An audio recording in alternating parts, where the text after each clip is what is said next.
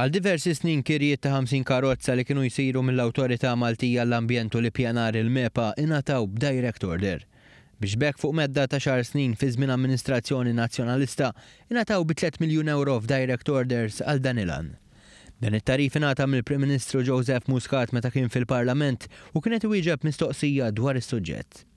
Fisser kif illum is-sitwazzjoni nbidlet tant li biex ingħata dan il-kuntratt inħarġet sejħa l-offerti kompetittiva.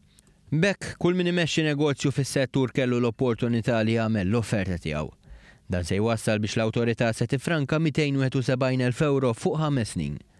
L-Oppożizzjoni Nazzjonalista approvat tagħti l-impressjoni li kien hemm xi ksur tal-kuntratt għaliex il-konsenja tal-karozza saret ftit tard. Iżda dan ma kienx il-każ għalkemm l-awtorità xtaqet li ma jkunx hemm dan id-dewmien. Dan mhux l-uniku każ fejn fil-MEPA kien hemm bidliet li waslu biex l-awtorità frankat flejjes kbar.